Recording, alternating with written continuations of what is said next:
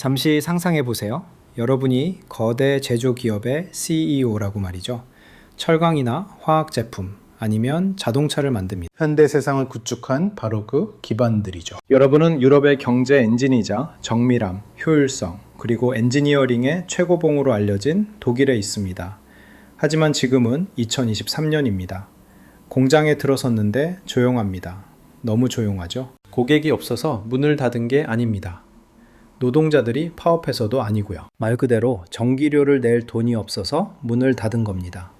에너지 전환, 즉 에너지 밴드의 세계에 오신 걸 환영합니다. 이건 풍력, 태양광, 그리고 죄책감 없는 전기로 이루어진 인류의 영광스러운 유토피아가 토피아가 될 예정이었습니다. 독일은 이 녹색 기적을 만들기 위해 5천억 달러, 우리 돈으로 약 650조 원이 넘는 거금을 쏟아부었습니다. 그 엄청난 돈을 쓰고 무엇을 얻었을까요? 선진국 중 가장 비싼 전기요금과 산업이 무너져가는 경제를 얻었죠. 그리고 여기 가장 어두운 아이러니가 있습니다. 그들은 지금 석탄 광산을 확장하려고 풍력 발전소를 허물고 있습니다. 네, 잘못 들으신 게 아닙니다. 오늘 우리는 현대 경제사에서 가장 비싼 자책골을 파헤쳐 볼 겁니다. 오만함과 지정학적 맹인, 그리고 공포가 섞여 어떻게 초강대국을 스스로 만든 덫에 빠뜨렸는지 살펴볼 겁니다. 꽉 잡으세요. 꽤 험난하고 비싼 여정이 될 테니까요. 첫 번째, 무조건적인 반사반응. 공포가 어떻게 원자력을 죽였는가? 우리가 어떻게 이 벼랑 끝까지 오게 됐는지 이해하려면 2010년으로 돌아가야 합니다. 마치 평생 전의 일처럼 느껴지네요. 아이폰 4가 막 나왔을 때였고 사람들은 여전히 셔플 댄스를 추던 시절이었죠. 그리고 독일에서는 양자화학 박사학위를 가진 진짜 물리학자인 앙겔라 메르켈 총리가 독일 원자력 발전소의 수명을 실제로 연장했습니다. 당시 독일 상황은 아주 좋았습니다. 원자력, 석탄, 재생에너지가 아주 탄탄하게 조화를 이루고 있었죠. 원자력은 국가 전력의 약 25%를 담당했습니다. 깨끗하고 안정적이고 저렴했죠. 계획은 합리적이었습니다. 원자력을 징검다리로 쓰면서 수십 년에 걸쳐 재생에너지를 천천히 늘려가자는 거였죠. 하지만 2011년 3월 11일 일본에서 땅이 흔들렸습니다. 동일본 대지진이 거대한 쓰나미를 일으켰고 후쿠시마 제1원자력 발전소를 강타했습니다. 재앙이었고 비극이었지만 그건 독일에서 5,000마일이나 떨어진 지진 활동이 활발한 지역에서 40년 된 구형 원전 설계와 관련된 일이었습니다. 참고로 독일은 거대한 쓰나미로 유명한 나라가 아닙니다. 논리적으로 생각하면 안전 점검을 해야겠죠? 비상 발전기를 확인한다거나요. 하지만 정치는 논리가 아닙니다. 감정이죠. 그리고 독일 대중은 공포에 질렸습니다. 녹색당이 주도한 독일의 반핵 운동은 과열 양상을 보였습니다. 그들은 80년대 체르노빌 사태 때부터 원자력에 반대해왔고 이게 바로 그들의 거봐 내가 뭘 했어 하는 순간이었던 겁니다. 그렇다면 물리학자 출신 총리는 어떻게 했을까요? 데이터를 들여다봤을까요? 세계 4위 경제대국의 기저부하 요구량을 계산했을까요? 아니요, 그녀는 패닉에 빠졌습니다. 아니, 정확히 말하면 연정을 유지하기 위해 계산된 정치적 방향 전환을 한 거죠. 후쿠시마 사태 며칠 후 메르켈은 아톰 아우스슈티크, 즉 탈원전을 선언했습니다. 독일은 2022년까지 모든 원자로를 폐쇄하겠다고요. 그중 8기는 즉시 꺼버렸습니다. 딸깍 하고 사라진 거죠. 이것이 독일 에너지 위기의 원죄입니다. 알기 쉽게 비유해보죠. 아주 믿음직스럽지만 겉모습은 좀 무서운 보일러가 있는 집에 살고 있다고 상상해보세요. 지붕에 태양광 패널을 달기로 결심합니다. 좋은 생각이죠? 하지만 패널을 먼저 설치하고 나서 보일러를 끄는 게 아니라 한겨울에 대형 망치로 멀쩡한 보일러를 박살내면서 이렇게 말하는 꼴입니다. 걱정 마, 언젠간 해가 뜰 거야. 독일은 이미 비용 지불이 끝난 탄소 배출 없는 신뢰할 수 있는 발전소 17개를 쓰레기통에 처박기로 한 겁니다. 이게 왜 5천억 달러짜리 실수냐고요? 풍력 터빈을 짓는 건 물론 비쌉니다. 하지만 멀쩡히 돌아가는 원전을 대체하기 위해 풍력 터빈을 짓는 건 경제적 자살 행위입니다. 생산 능력을 늘리는 게 아니라 제자리 걸음을 하려고 수십억 달러를 쏟아붓는 꼴이니까요. 2010년에서 2020년 사이 독일은 재생에너지법에 막대한 보조금을 쏟아부었습니다. 집주인과 기업들은 이 전환 비용을 대기 위해 모든 킬로와트시마다 추가 요금을 내야 했죠. 독일의 전기요금은 미국 평균의 거의 3배까지 치솟았습니다. 그리고 진짜 충격적인 반전은 이겁니다. 아무도 웃을 수 없는 농담 같은 현실이죠. 재생에너지에 수천억 달러를 썼는데도 독일의 탄소 배출량은 10년 동안 거의 줄지 않았습니다. 왜냐고요? 바람이 불지 않고 해가 비치지 않을 때면 북유럽에선 흔한 일이죠. 그럴 때 다시 킬 원자력 발전소가 없었으니까요. 그래서 그들은 갈탄을 태웠습니다. 지구상에서 가장 더럽고 지독한 화석 연료 말입니다. 환경을 구하겠답시고 가장 깨끗한 기저 전력을 없애버리고는 결국 땅속에서 나오는 가장 시커먼 돌덩이에 의존하게 된 꼴이죠. 두 번째, 러시아라는 주사바늘, 값싼 가스 중독입니다. 원전을 없앴습니다. 풍력과 태양광은 많지만 날씨에 따라 오락가락하죠. 바람 한 점 없는 어두운 날들을 위한 대비책이 필요합니다. 독일인들이 둔켈플라우테라고 부르는 그런 날들 말이죠. 결국 석탄을 끊어야 한다면 그 징검다리 역할을 할 연료는 뭘까요? 바로 천연가스입니다. 석탄보다 훨씬 깨끗하게 타니까요. 터빈도 빨리 돌릴 수 있고 산업용 열을 내는데도 아주 훌륭해서 독일이 화학제품이나 철강을 만드는데 꼭 필요하죠. 하지만 독일엔 천연가스가 거의 없습니다. 자, 여기서 딜러인 블라디미르 푸틴이 등장합니다. 수십 년 동안 독일은 반델, 두르히, 한델, 즉 무역을 통한 변화라는 정책을 펼쳤습니다. 정말 믿을 수 없을 정도로 낙관적인 생각이었죠. 러시아에서 가스를 충분히 많이 사주고 우리 경제를 서로 얽히게 만들면 러시아도 멋진 자유민주주의 국가가 될 거라는 거였죠.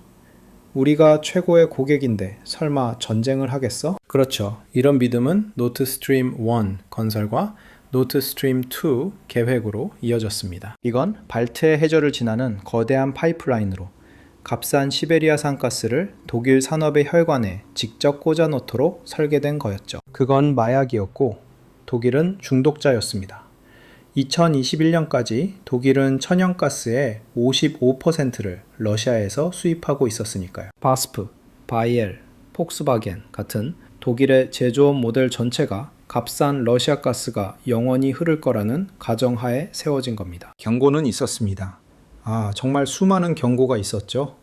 폴란드도 경고했고 우크라이나도 경고했습니다. 발트해 국가들은 이건 지정학적인 덫이라고 지붕 위에 올라가 목이 터져라 외쳤습니다. 그들은 말했죠. 당신들은 지금 크렘린 궁에 당신네 경제를 죽일 수 있는 스위치를 쥐어주는 꼴입니다. 그리고 가장 유명했던 순간도 잊지 맙시다. 2018년 유엔에서 당시 도널드 트럼프 대통령은 이렇게 말했습니다.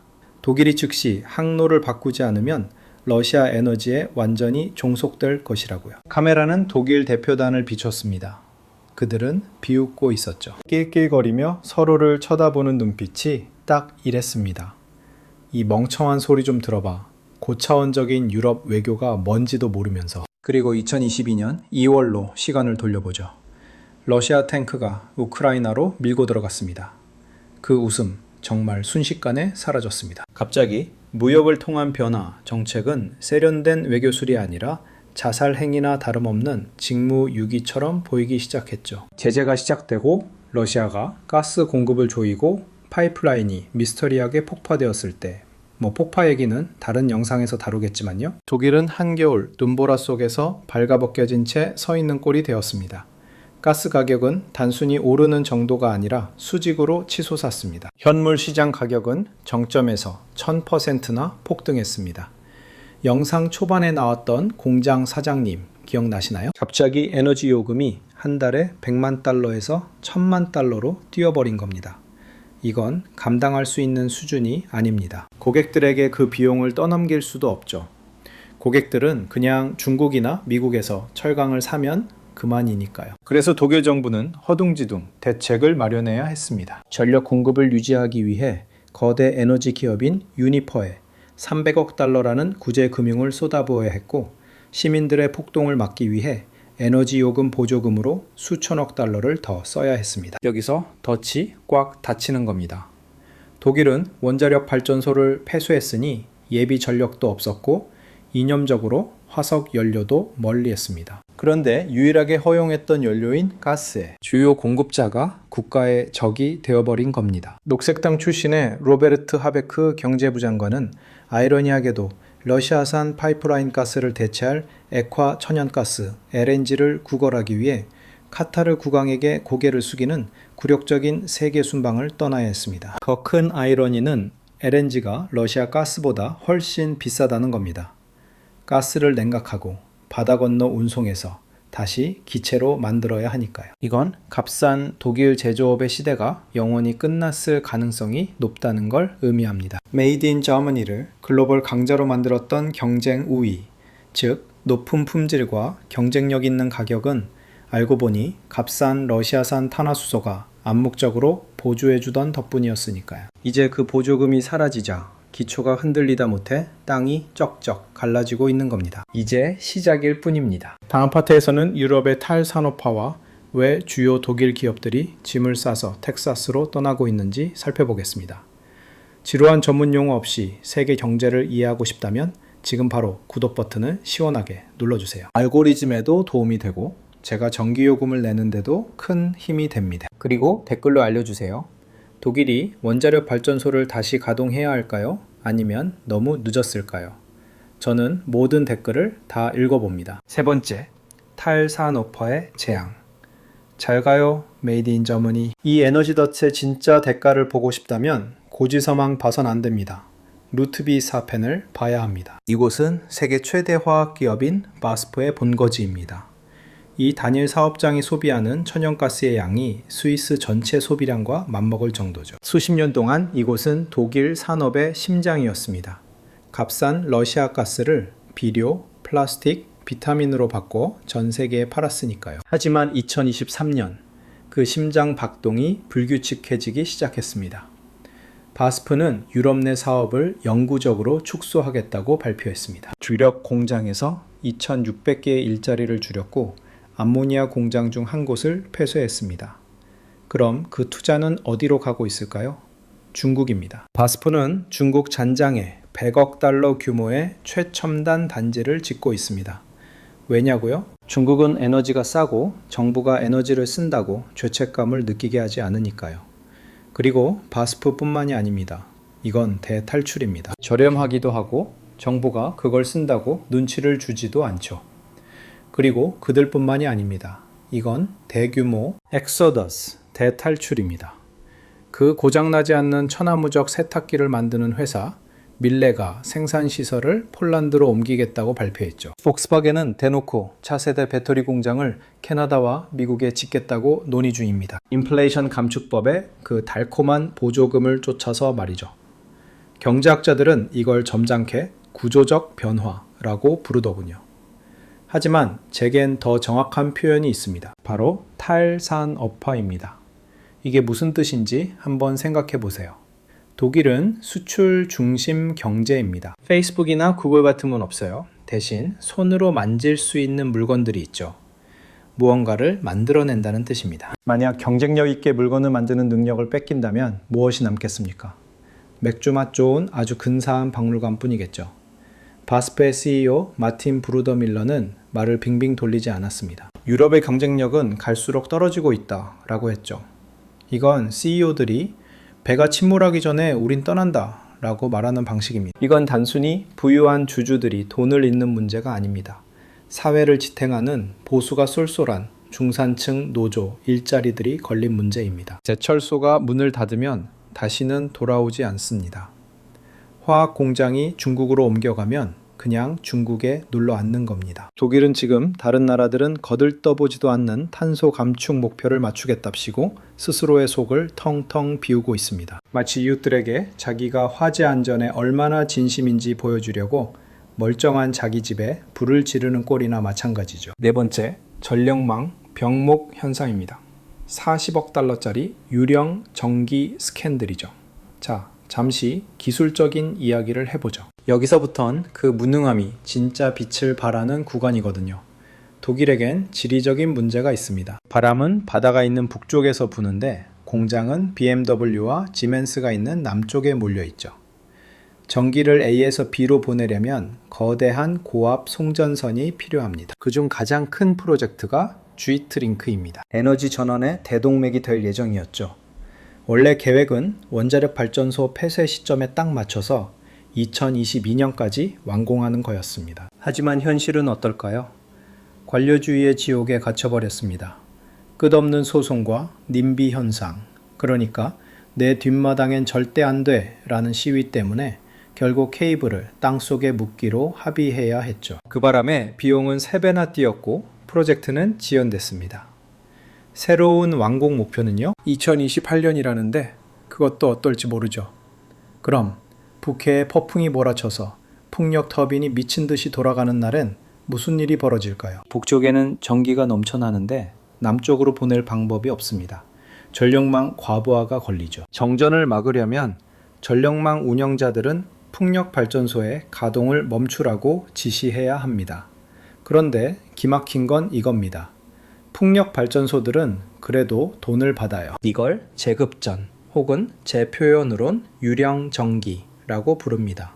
독일 소비자들은 전기를 생산하지 말라고 풍력 발전소에 수십억 유로를 퍼주고 있는 셈이죠. 2022년 한 해에만 이런 전력망 혼잡 비용이 역대 최고치인 42억 달러를 찍었습니다.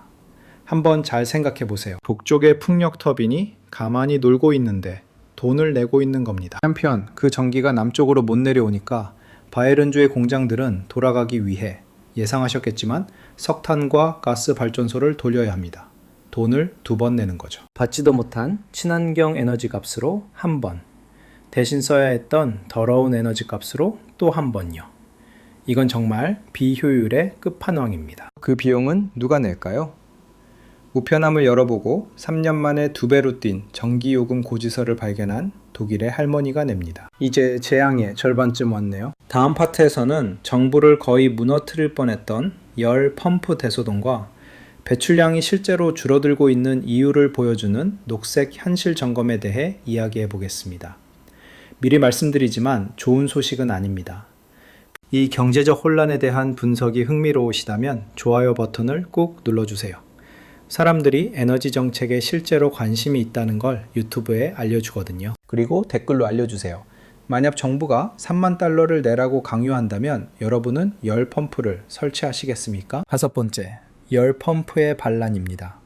선거에서 아주 쉽게 패배하는 방법이죠. 2023년쯤 되자 독일 정부는 원전을 끄고 석탄을 떼우는 게 탄소 발자국 줄이는데 별 도움이 안 된다는 걸 깨달았습니다. 새로운 성과가 필요했죠. 바로 여러분의 지하실에서 탄소를 없애는 거였습니다. 그렇게 난 방법이 등장합니다. 녹색당의 경제부장관 로베르트 하베크는 2024년부터 새로운 석유 및 가스 보일러 설치를 사실상 금지하는 법안을 밀어붙였습니다. 그 대안은 바로 열 펌프였죠. 오해하지 마세요. 열 펌프는 정말 훌륭한 기술입니다. 기본적으로 에어컨을 거꾸로 돌리는 원리인데 효율이 엄청나게 좋거든요. 하지만 함정이 있습니다. 이 기계는 단열이 잘 되고 바닥 난방이 깔린 현대식 주택에서나 제대로 작동한다는 점입니다. 그런데 독일 집들 대부분이 어떤지 아세요? 낡고 외풍 심하고 탱크도 막을 만큼 두꺼운 벽돌로 지어졌지만 열은 다 빠져나가는 그런 집들입니다. 1950년대 지어진 독일 집에서 열 펌프를 쓰려면 바닥을 다 뜯어내고 라디에이터를 교체하고 벽에 단열 공사까지 해야 하는 경우가 허다합니다. 비용이요? 2만 달러에서 5만 달러는 우습게 깨집니다. 정부에서 보조금을 준다고는 했지만 전달 방식이 엉망진창이었어요.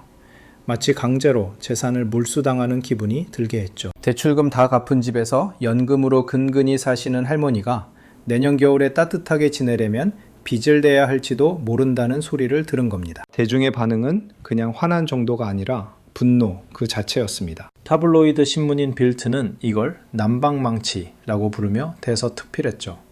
하베크 장관의 지지율은 벼랑 끝으로 추락했습니다. 극우 정당인 독일을 위한 대안, 즉 AfD는 여론조사에서 급부상했는데 그 이유는 딱 하나. 우리는 여러분의 보일러에 손대지 않겠다고 약속했기 때문입니다. 상황이 얼마나 심각했는지 정부가 거의 붕괴될 뻔했죠. 결국 법안을 대폭 완화해야만 했습니다. 마감 시한을 늦추고 엄청난 구멍들을 만들어 놨죠. 하지만 이미 엎질러진 물이었습니다. 붐일 것을 예상하고 생산량을 늘렸던 히트펌프 산업은 2024년에 오히려 매출이 곤두박질 쳤습니다. 사람들이 혼란에 빠져 공포를 느꼈기 때문이죠. 규제가 시작되기 전에 다들 허겁지겁 새 가스보일러를 사재기했고 그 결과 앞으로 20년 동안 화석연료 사용이 고정되어 버렸습니다. 정책을 이렇게 하면 망한다는 걸 보여주는 완벽한 교과서였죠. 전환을 장려하는 대신 하루아침에 강제하려 들었고 자국민들이 처한 경제적 현실은 철저히 무시했습니다. 6번째, 녹색 신기루. 실패를 통한 성공이라니요. 이제 독일 정부는 여러분을 보며 이렇게 말할 겁니다. 잠깐만요. 우리 탄소 배출량은 줄고 있어요. 2023년 기후 목표도 달성했다고요. 기술적으로는 맞는 말입니다. 2023년 독일의 이산화탄소 배출량은 70년 만에 최저치로 떨어졌으니까요. 하지만 왜 떨어졌을까요? 성능 좋은 풍력 터빈 덕분이었을까요? 히트펌프 때문에? 천만에요. 공장들이 가동을 멈췄기 때문입니다. 에너지를 많이 쓰는 생산 활동이 거의 20%나 줄었습니다. 제철소, 화학공장, 제지공장 문을 닫아버리면 당연히 배출량은 줄어들겠죠. 만세 경제를 박살내서 지구를 구했네요. 이번 마치 다리를 잘라내서 살을 빼는 것과 같습니다. 네, 체중계 숫자는 줄어들겠죠.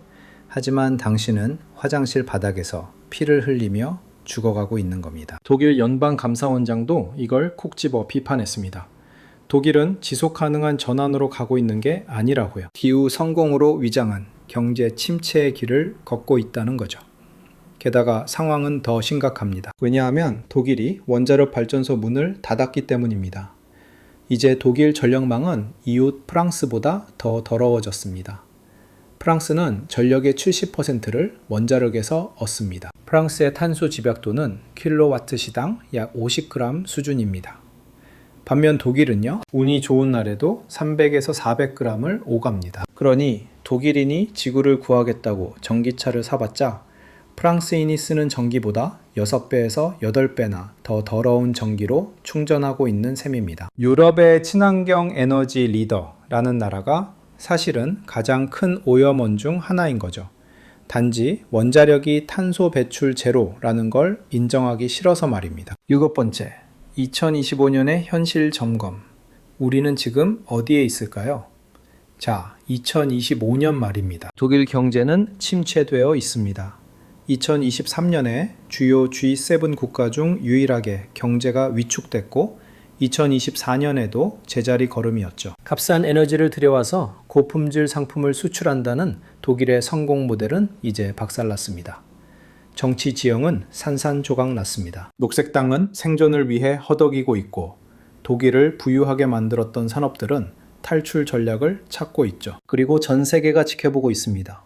인도나 베트남 같은 개발도상국들은 독일을 보며 이렇게 말하죠. 와, 우린 절대 저렇게 안 해. 그들은 석탄 발전소를 짓고 원전을 짓고 있습니다. 이념보다는 안정성과 경제성을 최우선으로 두는 거죠. 독일은 롤모델이 되고 싶어 했고 성공했습니다. 절대 따라하면 안 되는 완벽한 예시가 되었으니까요. 날씨에 의존하는 간헐적인 에너지만으로는 현대 산업 경제를 돌릴 수 없다는 걸 전 세계에 증명한 셈입니다. 최소한 거대하고 안정적인 기저부하 백업 없이는 불가능하죠. 그런데 새로운 백업인 배터리나 수소가 준비되기도 전에 깨끗한 백업 수단인 원전부터 없애버리면 다리에서 추락할 수밖에 없습니다. 8번째, 마지막 생각. 이 이야기의 교훈입니다. 탈출구는 있을까요? 아마도요. 독일엔 여전히 뛰어난 엔지니어들이 있고 자금력도 빵빵하니까요. 일부 원전을 재가동하자는 이야기도 나오지만 기술적인 장벽이 만만치 않습니다. 결국 수소가 구세주가 될 거란 희망도 있죠. 하지만 우리에게 주는 교훈은 명확합니다. 에너지 정책은 희망사항으로 세우는 게 아닙니다. 물리학, 수학, 그리고 냉혹한 경제학이 필요하죠. 만약 이념이 운전대를 잡게 놔둔다면 버스가 벼랑으로 떨어져도 놀라지 마세요. 독일은 이 교훈을 얻는데 5천억 달러를 썼습니다. 부디 우리는 공짜로 배웠으면 좋겠네요. 시청해주셔서 감사합니다. 이번 심층 분석이 유익했다면 프랑스가 에너지 전쟁에서 승리하고 있는 이유를 다룬 다음 영상도 꼭 확인해주세요. 이 재앙 같은 스토리의 완벽한 후속편이 될 겁니다. 그럼 다음 영상에서 뵙겠습니다.